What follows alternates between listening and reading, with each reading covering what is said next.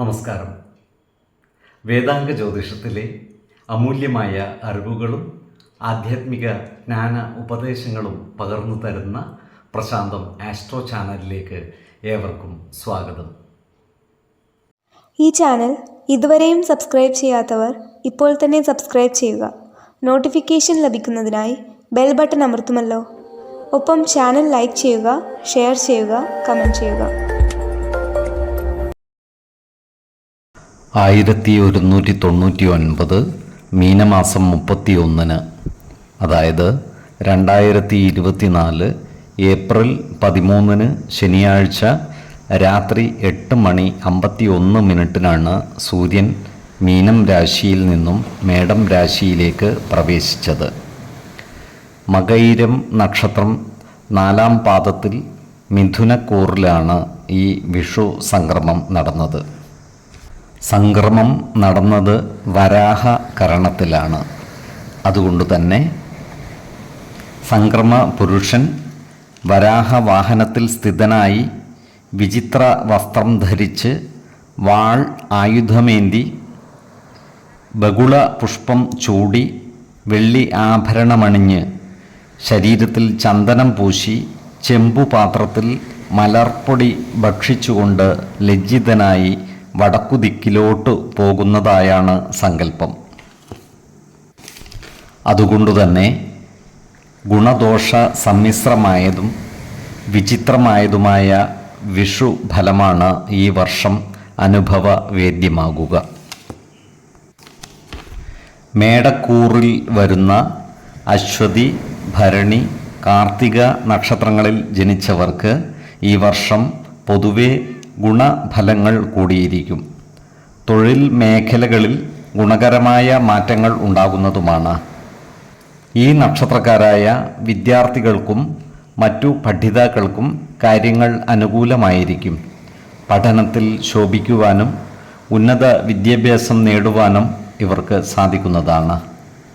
അതുപോലെ ഉദ്യോഗാർത്ഥികൾക്കും തൊഴിൽ അന്വേഷകർക്കും ജോലിയിൽ പ്രവേശിക്കാൻ സാധിക്കുന്നതുമാണ്. ബിസിനസ്സുകാർക്കും മറ്റു കച്ചവടക്കാർക്കും സാമ്പത്തിക പുരോഗതി കൈവരിക്കുവാൻ സാധിക്കുന്നതാണ്. കുടുംബ സുഖവും മനസുഖവും ഉണ്ടാകുന്നതുമാണ്. കടബാധ്യതകൾ തീർക്കുവാൻ ഇവർക്ക് സാധിക്കുന്നതാണ്. അതുപോലെ ആരോഗ്യ കാര്യങ്ങളിൽ ഒരു പ്രത്യേക ശ്രദ്ധ പതിപ്പിക്കേണ്ടതുമാണ്. എടവക്കൂറിൽ വരുന്ന കാർത്തിക, രോഹിണി, മകയിരം എന്നീ നക്ഷത്രക്കാർക്ക് ഈ വർഷം പൊതുവെ ഗുണദോഷ സമ്മിശ്രമായിരിക്കും. ഇവർ സാമ്പത്തിക കാര്യങ്ങൾ കൈകാര്യം ചെയ്യുമ്പോൾ അതീവ ജാഗ്രത പാലിക്കുന്നത് ഗുണകരമായിരിക്കും. അമിത ചെലവുകൾ നിയന്ത്രിച്ചു നിർത്തുകയും സാമ്പത്തിക നഷ്ടം വരാതിരിക്കുവാൻ പരമാവധി ശ്രദ്ധിക്കുകയും വേണം. അതുപോലെ ജോലിസ്ഥലത്ത് ആത്മസംയമനം പാലിച്ചു പ്രവർത്തിക്കേണ്ടതും തീരുമാനങ്ങൾ എടുക്കുമ്പോൾ ജാഗ്രത പാലിക്കേണ്ടതുമാണ്. ജോലിസ്ഥലത്തുള്ള അനാവശ്യ ഭാഷണങ്ങളും ഇടപെടലുകളും ഒഴിവാക്കി മുന്നോട്ട് നീങ്ങേണ്ടതുമാണ്.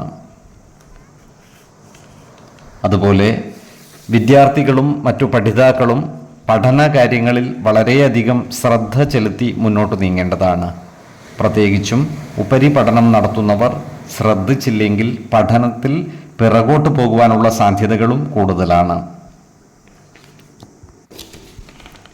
ഈ നക്ഷത്രക്കാർ ഏറ്റെടുക്കുന്ന കാര്യങ്ങൾ വിജയകരമായി പൂർത്തീകരിക്കുന്നതാണ്. അതുപോലെ വിവാഹാദി മംഗളകർമ്മങ്ങളിൽ സംബന്ധിക്കുവാനുള്ള യോഗവും ഇവർക്കുണ്ട്. ഏതൊരു കാര്യം ചെയ്യുമ്പോഴും 2 വട്ടം ആലോചിച്ചു മുന്നോട്ട് നീങ്ങുന്നതാണ് ഗുണകരമാവുക. മിഥുനക്കൂറുകാരായ മകയിരം, തിരുവാതിര, പുണർദം നക്ഷത്രക്കാർക്ക് ഈ വർഷം പൊതുവെ കാര്യങ്ങൾ അനുകൂലമാണ്. പൊതുവെ സന്തോഷവും മനസ്സുഖവും ഇവർക്ക് ലഭിക്കുവാൻ ഇടയുണ്ട്. ഏറ്റെടുക്കുന്ന കാര്യങ്ങളിൽ വിജയം വരിക്കുവാനും കർമ്മ രംഗത്ത് അനുകൂലമായ മാറ്റങ്ങൾ കൊണ്ടുവരുവാനും ഇവർക്ക് സാധിക്കുന്നതാണ്. കാലത്തിനനുസരിച്ച നൂതന തൊഴിൽ സംരംഭങ്ങൾ ആരംഭിക്കുന്നതിനും ഇവർക്ക് സാധിക്കുന്നതാണ്. ക്രിയാത്മകമായ പ്രവർത്തനങ്ങളിലൂടെ എല്ലാവരുടെയും ഇഷ്ടം നേടിയെടുക്കുവാനും ഇവർക്ക് സാധിക്കുന്നതാണ്. കലാകാരന്മാർക്കും പൊതുപ്രവർത്തകർക്കും അനുകൂലമായ കാലമാണ്. ഭൂമി, വസ്ത്രം, ആഭരണങ്ങൾ എന്നിവ ലഭിക്കുവാനുള്ള യോഗവും ഇവർക്കുണ്ട്. കർക്കിടക കൂറിൽ വരുന്ന പുണർദം, പൂയം, ആയില്യം നക്ഷത്രക്കാർക്ക് ഈ വർഷം പൊതുവെ ഗുണദോഷ സമ്മിശ്രമായിരിക്കും. ഈ നക്ഷത്രക്കാർക്ക് കർമ്മ മേഖലയിൽ കാര്യങ്ങൾ അനുകൂലമായിരിക്കില്ല.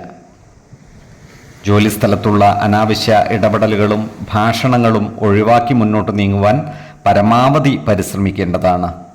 എല്ലാവരോടും സ്നേഹപൂർവ്വം പെരുമാറുകയും എല്ലാവരുടെയും ഇഷ്ടം നേടിയെടുക്കുവാൻ പരിശ്രമിക്കുകയും വേണം. അതുപോലെ സാമ്പത്തിക കാര്യങ്ങൾ കൈകാര്യം ചെയ്യുമ്പോൾ ജാഗ്രത പാലിക്കേണ്ടതുമാണ്. അമിത ചിലവുകൾ നിയന്ത്രിച്ച് നിർത്തുകയും സാമ്പത്തിക നഷ്ടം വന്നു ചേരാതെ സൂക്ഷിക്കേണ്ടതുമാണ്.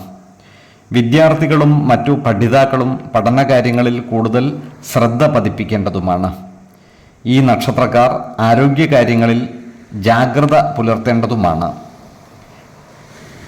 എന്നാൽ ഈശ്വര കടാക്ഷത്താൽ എല്ലാ പ്രതിസന്ധികളെയും അതിജീവിച്ച് മുന്നേറുവാൻ ഈ നക്ഷത്രക്കാർക്ക് സാധിക്കുന്നതുമാണ്.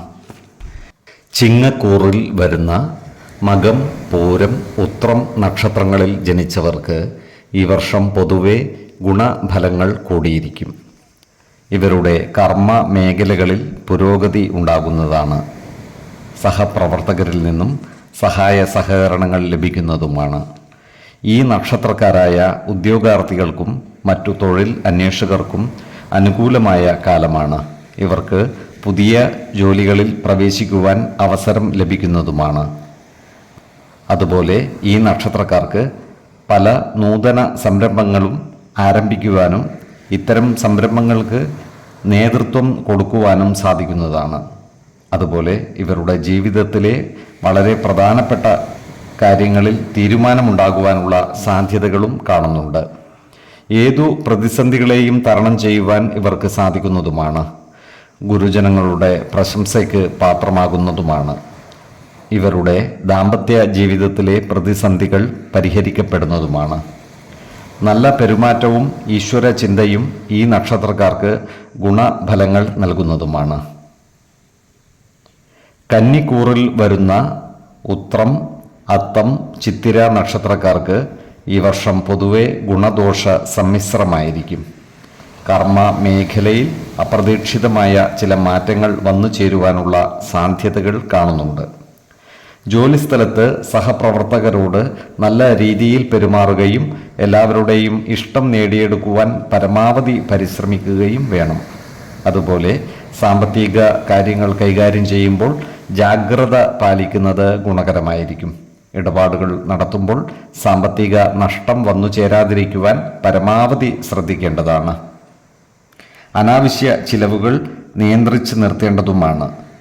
ഈ നക്ഷത്രക്കാരായ വിദ്യാർത്ഥികളും മറ്റു പഠിതാക്കളും പഠനകാര്യങ്ങളിൽ കൂടുതൽ ശ്രദ്ധ പുലർത്തി മുന്നോട്ട് നീങ്ങേണ്ടതാണ്. ഇവർക്ക് ഉപരിപഠനത്തിനുള്ള സാധ്യതകൾ ഒത്തുവരുന്നതുമാണ്. ഈ നക്ഷത്രക്കാർക്ക് കഠിനാധ്വാനത്തിലൂടെ നേട്ടങ്ങൾ കൈവരിക്കുവാൻ സാധിക്കുന്നതുമാണ്. മുൻകോപവും നിർബന്ധ ബുദ്ധിയും ഒഴിവാക്കുവാൻ പരമാവധി പരിശ്രമിക്കേണ്ടതുമാണ്. തുലാക്കൂറുകാരായ ചിത്തിര, ചോതി, വിശാഖം നക്ഷത്രങ്ങളിൽ ജനിച്ചവർക്ക് ഈ വർഷം പൊതുവെ ഗുണഫലങ്ങൾ കൂടിയിരിക്കും. ഇവരുടെ കർമ്മ മേഖലകളിൽ കാര്യങ്ങൾ അനുകൂലമായി വരുന്നതാണ്. ഔദ്യോഗിക രംഗത്ത് പല ഗുണ അനുഭവങ്ങളും ഉണ്ടാകുന്നതുമാണ്. ഈ നക്ഷത്രക്കാരായ ഉദ്യോഗാർത്ഥികൾക്കും മറ്റു തൊഴിൽ അന്വേഷകർക്കും പുതിയ ജോലികളിൽ പ്രവേശിക്കുന്നതിന് അവസരം ഒത്തുവരുന്നതുമാണ്. അപ്രതീക്ഷിത നേട്ടങ്ങൾ ഈ നക്ഷത്രക്കാരെ തേടിയെത്തുന്നതുമാണ്. പുതിയ സംരംഭങ്ങൾ ആരംഭിക്കുന്നതിന് അനുകൂലമായ കാലവുമാണ്. ഒന്നിലധികം മാർഗങ്ങളിലൂടെ വരുമാനം വന്നു ചേരുന്നതുമാണ്. ഇവരുടെ സാമ്പത്തിക ബുദ്ധിമുട്ടുകൾ പരിഹരിക്കപ്പെടുന്നതാണ്. പ്രതികൂല സാഹചര്യങ്ങളെ ബുദ്ധിപൂർവം അനുകൂലമാക്കിയെടുക്കുവാൻ ഇവർക്ക് സാധിക്കുന്നതുമാണ്.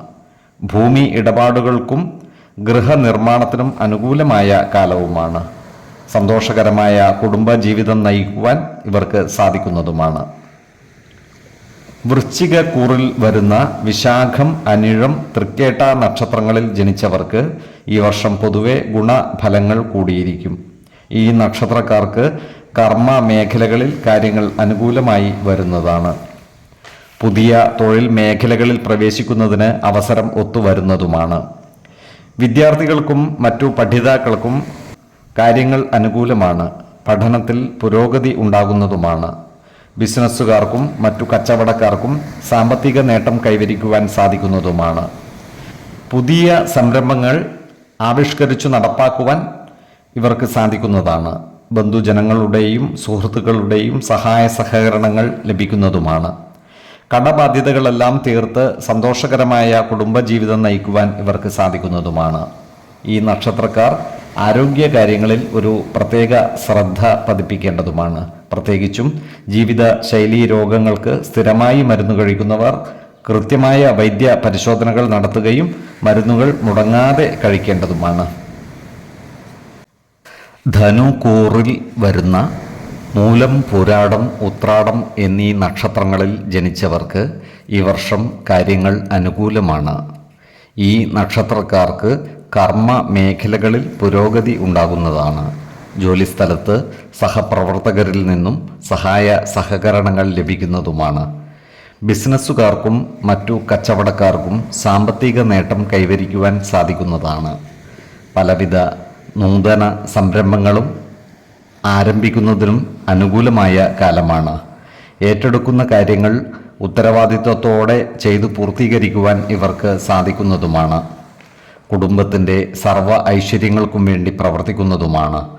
സത്യസന്ധതയും സത്കർമ്മങ്ങളും ഈശ്വര ആരാധനയും ഈ നക്ഷത്രക്കാർക്ക് ഗുണപരമായ നേട്ടങ്ങൾ നൽകുന്നതുമാണ്.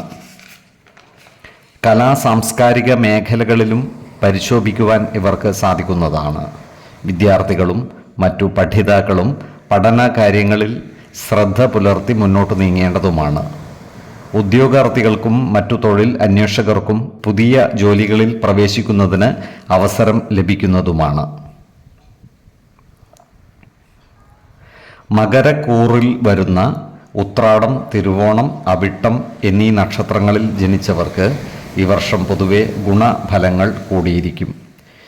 ഈ നക്ഷത്രക്കാർക്ക് കർമ്മ മേഖലകളിൽ പുരോഗതിയും സാമ്പത്തിക നേട്ടവും കൈവരിക്കുവാൻ സാധിക്കുന്നതാണ്. പുതിയ തൊഴിൽ സംരംഭങ്ങൾ ആരംഭിക്കുവാനുള്ള സാധ്യതകളും കാണുന്നുണ്ട്. ഈ നക്ഷത്രക്കാരായ കച്ചവടക്കാർക്കും മറ്റും ക്രയവിക്രയങ്ങളിലൂടെ വരുമാന വർധനവ് ഉണ്ടാകുന്നതുമാണ്. ഈ നക്ഷത്രക്കാരായ വിദ്യാർത്ഥികൾക്കും മറ്റു പഠിതാക്കൾക്കും പഠന പുരോഗതിയും പരീക്ഷകളിൽ ഉന്നത വിജയവും ഉണ്ടാകുന്നതാണ്. ഇവർക്ക് സ്വന്തം ബുദ്ധിശക്തിയും കഴിവും ഉപയോഗിച്ച് നേട്ടങ്ങൾ കൈവരിക്കുവാൻ സാധിക്കുന്നതുമാണ്. വാഹനം, ഭൂമി എന്നിവ വാങ്ങുന്നതിന് അനുകൂലമായ കാലമാണ്. ഭൂമി ക്രയവിക്രയം ചെയ്യുക വഴി ലാഭമുണ്ടാക്കുവാൻ സാധിക്കുന്നതുമാണ്. ഈ നക്ഷത്രക്കാർക്ക് ഈ വർഷം സാമ്പത്തിക പ്രയാസങ്ങൾ കുറഞ്ഞിരിക്കും. മറ്റുള്ളവരെ അന്ധമായി വിശ്വസിച്ച് പ്രവർത്തിക്കാതിരിക്കുവാൻ പ്രത്യേകം ശ്രദ്ധിക്കേണ്ടതുമാണ്. ഏതൊരു കാര്യം ചെയ്യുമ്പോഴും 2 വട്ടം ആലോചിച്ചു മുന്നോട്ട് നീങ്ങുന്നതാണ് ഗുണകരമായിരിക്കുക. കുംഭക്കൂറിൽ വരുന്ന അവിട്ടം, ചതയം, പൂരുരുട്ടാതി എന്നീ നക്ഷത്രങ്ങളിൽ ജനിച്ചവർക്ക് ഈ വർഷം പൊതുവെ ഗുണദോഷ സമ്മിശ്രമായിരിക്കും.